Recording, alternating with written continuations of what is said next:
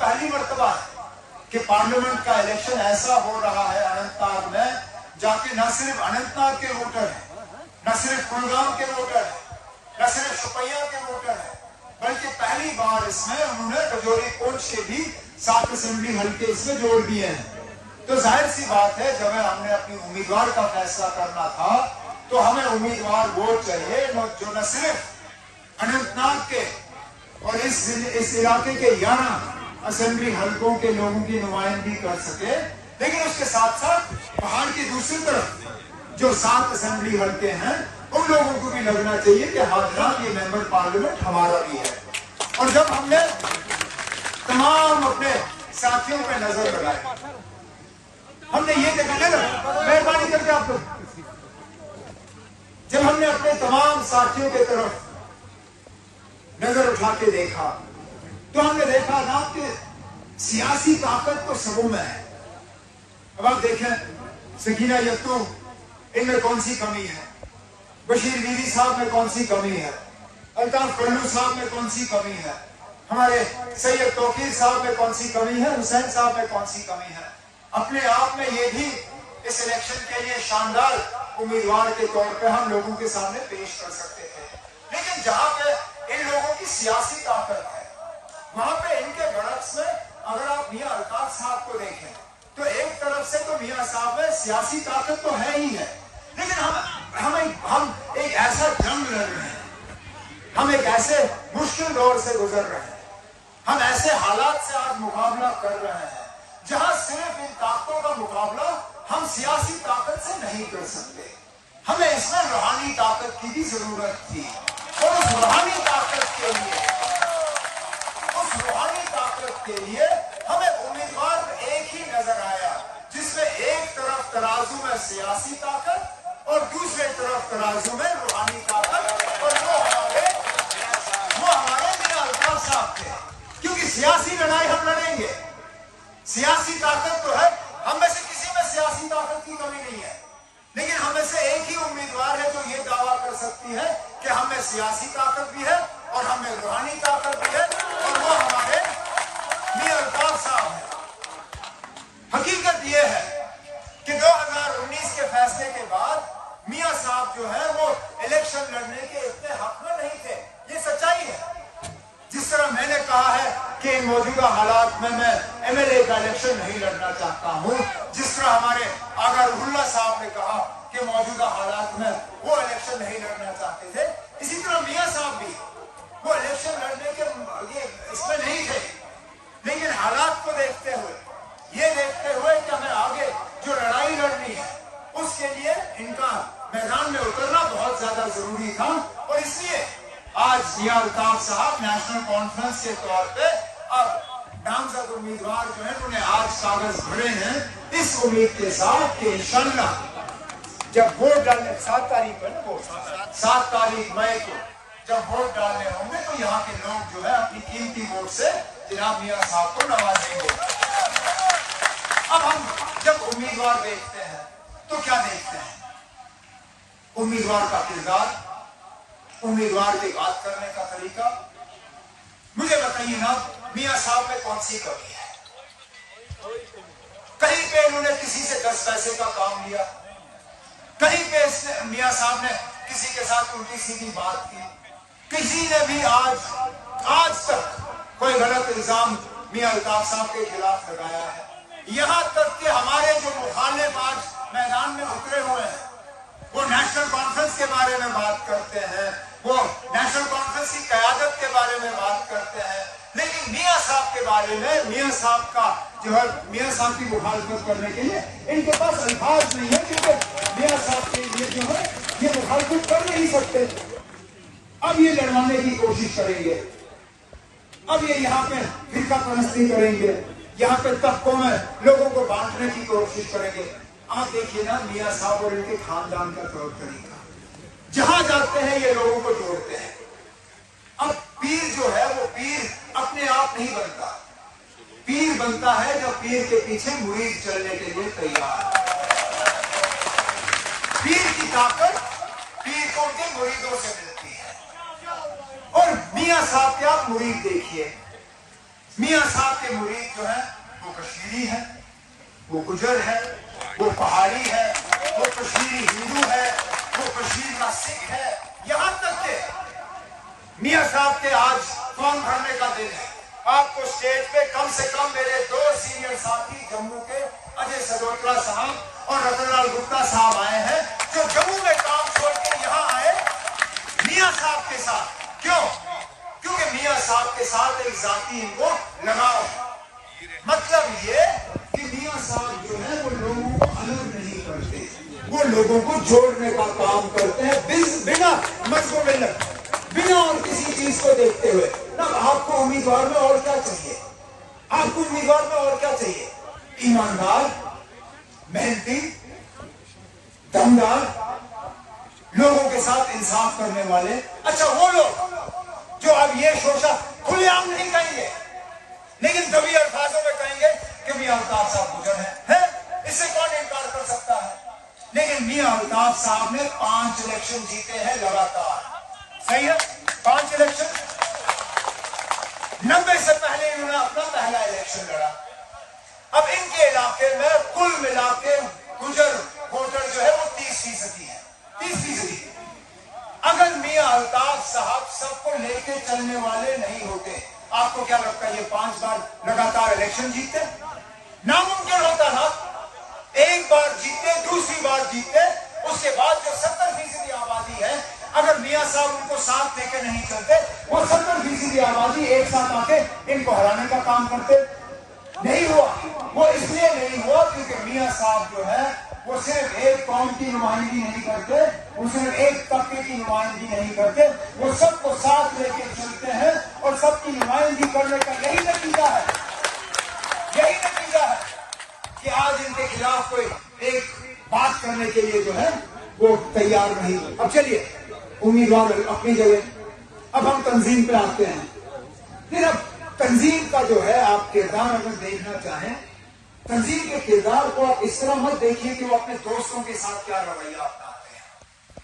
آپ تنظیم کو اس طرح سے دیکھیے کہ وہ اپنے مخالفوں کے ساتھ کس طرح کا رویہ اپناتے ہیں. اور اس میں آپ نیشنل کانفرنس کو دیکھیے، جہاں ہمارے مخالف ہمیں کمزور کرنے پہ لگ جاتے ہیں، جہاں ہمارے مخالف ہمارے پیر کاٹنے پہ لگ جاتے ہیں، جہاں ہماری مخالف جو ہے وہ نیشنل کانفرنس سے بحث کرنے میں لگ جاتے ہیں، وہاں ہم لوگ ہیں جناب جو اپنی مخالفوں کو مدد کرنے کے لیے تیار ہوتے ہیں حالات کو دیکھتے ہوئے. کیا اس بات سے یہ PDP والے جو آج ہماری مخالفت کر رہے ہیں، کیا وہ اس بات سے انکار کر سکتے ہیں کہ ایک بار نہیں 4 بار ہم نے ان کو مدد کی، 4 بار ہم نے ان کو دوستی کا ہاتھ بڑھایا. پچھلے 10 سال میں 2015 میں جب الیکشن کے نتیجے نکلے تھے، میں تھا جس نے ایک بار نہیں، ایک سے زیادہ اس وقت مرحوم مفتی محمد سید صاحب اللہ مغفرت کرے انہیں، میں نے ان کو یہ بھیجا کسی کے ذریعے ایک سندیشہ کہ مفتی صاحب مہربانی کر کے جس راستے پہ آپ چلنے جا رہے ہو وہ جموں کشمیر کے لیے بہت خطرناک ثابت ہوگا. مت کریے ان BJP والوں کے ساتھ یہ الائنس. ہم بنا کسی شرط کے آپ کو اپنا جو ہے سپورٹ دے دیں گے. آپ کریے 6 سال حکومت بنائیے. ہمیں آپ کا راجیہ سبھا نہیں چاہیے، ہمیں آپ کی منسٹری نہیں چاہیے، ہمیں آپ کا MLC نہیں چاہیے، ہمیں آپ کے چیئرمین نہیں چاہیے، ہمیں آپ کے سیکرٹ فنڈ میں سے ایک ڈبل پیسہ نہیں چاہیے. لیکن ان BJP والوں کے ساتھ ہاتھ مت ملاؤ. نہیں مانا انہوں نے. جب مفتی صاحب گزر گئے 2016 میں اور جب حکومت بنانے پہ وہ بات چل رہی تھی، اس وقت محبوبہ مفتی جی وہ تھوڑا دیر لگا رہی تھی، اس وقت ان کی حکومت کو تھوڑا خطرہ تھا. اس وقت بھی ہم نے کہا کہ ہم حکومت نہیں بنائیں گے، نہ ہم PDP کو توڑیں گے، ہمارا کوئی ارادہ نہیں ہے. میں نے اس وقت بھی محبوبہ مفتی صاحبہ سے کہا، میں نے کہا آپ دوبارہ یہ غلطی مت کریے. BJP کے ساتھ آپ نے ایک رشتہ بنایا، دوسرا مت بنائے، اس کا خمیازہ ہمیں بہت زیادہ بھگتنا ہوگا. نہیں مانی. حالات 2016 کے آپ کے سامنے، اس وقت دودھ کی بات ہوئی، ٹافی کی بات ہوئی، بہت ساری اور باتیں ہوئی، لیکن لوگوں کا جو ہے لوگوں کی ہمدردی کی بات نہیں ہوئی. چلیے چھوڑیے اس چیز کو. آ جاتے ہیں ہم 2018 پہ. ایک بار پھر 2018 میں جب پی ڈی پی نے الطاف بخاری صاحب کو سامنے لایا، اس وقت بھی نیشنل کانفرنس نے چٹھی کے ذریعے گورنر صاحب کو کہا کہ ہم پی ڈی پی کے چیف منسٹر کو بنانے کے حق میں ہیں تاکہ بی جے پی کی سازشوں کو جو ہے ہم ناکامیاب کریں۔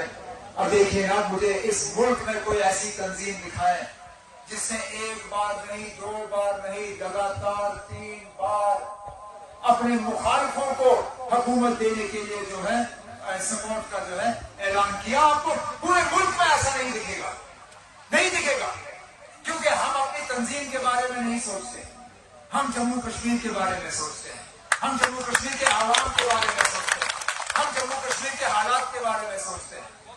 لیکن آخرکار سچ جو ہے آپ اس کو زیادہ دیر چھپا نہیں سکتے ہو، سچ جو ہے وہ سامنے آ ہی جاتی ہے۔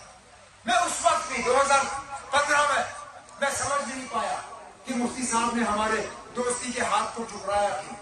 میں 2016 میں سمجھ نہیں پایا کہ محبوبہ مفتی صاحبہ نے ہمارے دوستی کا ہاتھ ٹھکرایا کیوں۔ وہ اب جا کے جب الطاف بخاری صاحب نے اپنی تنظیم کھڑا کی، کیا نام ہے اس کی، اپنی پارٹی، اس میں اب سچائی سامنے آ گئی۔ الطاف بخاری صاحب نے خود اب تقریروں میں کہا کہ یہ جو بی جے پی کے ساتھ پی ڈی پی کا رشتہ بنا تھا، یہ 2014 کے الیکشن کے بعد کا رشتہ نہیں ہے، یہ 2014 کے الیکشن سے پہلے ہی بی جے پی اور پی ڈی پی نے جو ہے ایک ساتھ ہاتھ ملانے کا کام کیا تھا۔ تو جو لوگ 2014 میں آپ کو دھوکہ دیں، جو 2015 میں آپ کو دھوکہ دیں، جو 2016 میں یہاں تباہی اور بربادی لائے، ان سے آپ آج کیا امید کرو گے؟ اب رہی بات نمائندے بھیجنے کی، آپ کتنی بار ان نمائندوں کو آزماؤ گے؟ دیکھیے اب یہاں پہ لیکچر کرنا بہت آسان ہے، الیکشن میں لیکچر کرنا بہت آسان ہے، کیونکہ لوگ خاموشی سے بیٹھتے ہیں۔ میڈیا کے سامنے، پریس کے سامنے بیان دینا وہ بھی بہت زیادہ آسان ہے، کیونکہ یہ میڈیا والے جو ہے یہ زیادہ شور نہیں کرتے، سوال تو کرتے ہیں لیکن سوال کرنے کے بعد جو ہے آپ کا جواب جو ہے یہ خاموشی سے سنتے ہیں۔